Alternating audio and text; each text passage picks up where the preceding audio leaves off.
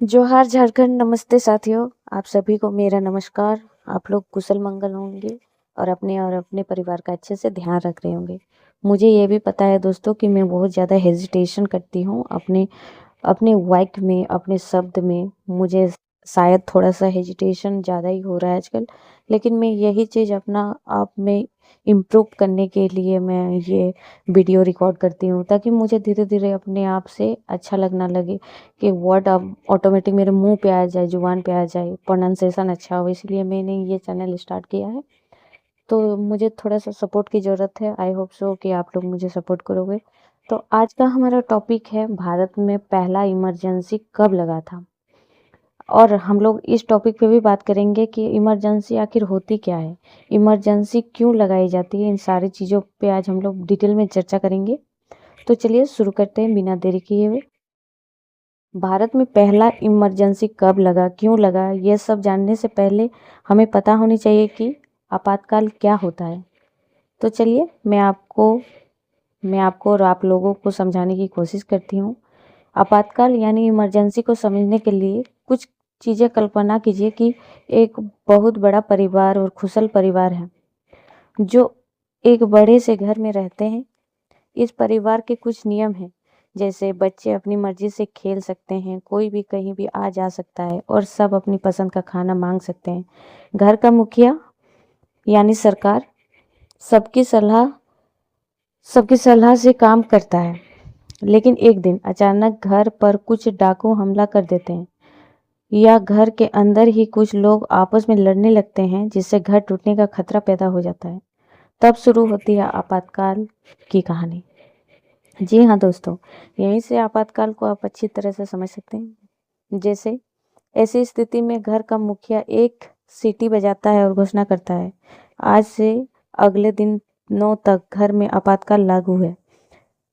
जैसे ही आपातकाल लागू होता है, परिवार के सदस्य की आज़ादी छीन ली जाती है। अब बच्चे अपनी मर्जी से बाहर नहीं खेल सकते, कोई शोर नहीं मचा सकता है। जो मुखिया कहेगा सबको वही करना होगा। आम दिनों में मुखिया सबको पूछकर फैसले लेता था, लेकिन आपातकाल में उसे किसी से पूछने की जरूरत नहीं होती है। वो चाहे फैसला ले सकता है ताकि वो घर के खतरे को बचाया जा सके। अगर कोई सदस्य कहता है यह तो मेरा हक है कि मैं बाहर जाऊं, तो मुखिया कह सकता है अभी घर खतरे में है, इसलिए अभी आपको कोई काम नहीं करेगा, पहले बचाना जरूरी है। असल में देश के लिए भी इसका क्या मतलब है। आपातकाल का देश के मायने में अगर बात करें, तो भारत के संविधान के अनुसार जब देश पर कोई बड़ा संकट आता है तो राष्ट्रपति आपातकाल की घोषणा करते हैं। इसके 3 मुख्य कारण हो सकते हैं, जैसे जब कोई दूसरा देश हम पर हमला कर दे, या जब देश के अंदर ही हथियारों के साथ दंगे या विरोध होने लगे। तीसरा, जब देश का खजाना खाली हो जाए।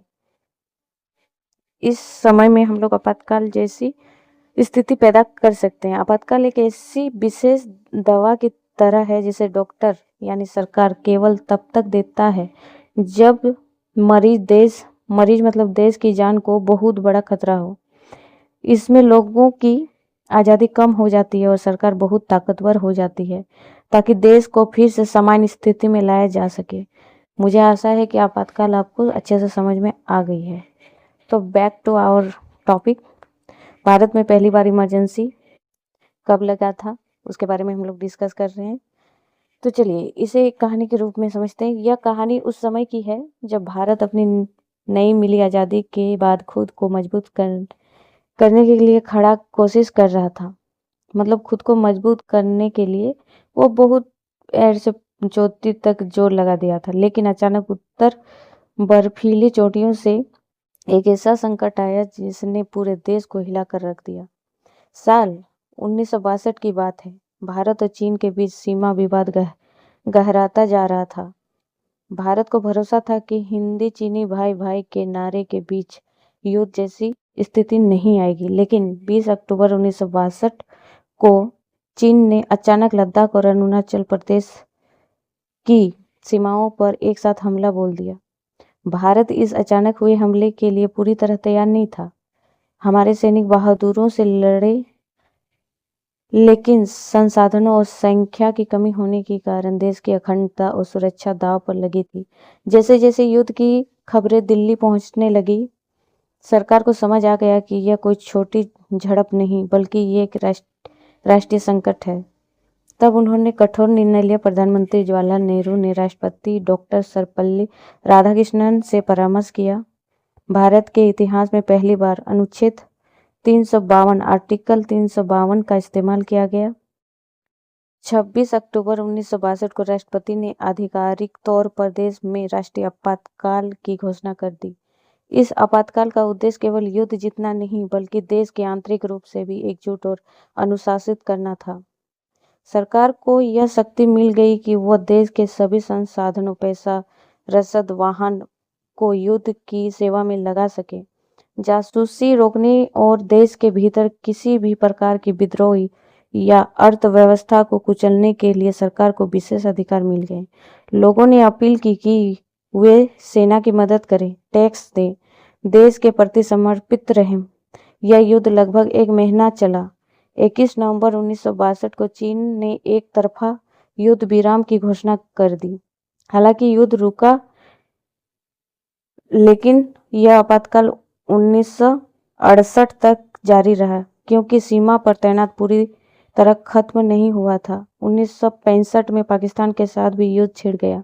यह भारत के लिए एक कड़वा सबक है जिसने देश को अपनी सैन्य ताकत बढ़ाने और भविष्य की चुनौतियों के लिए तैयार रहना सिखाया। मुझे आशा है कि आप लोग को समझ में आ गई है। Thank you so much.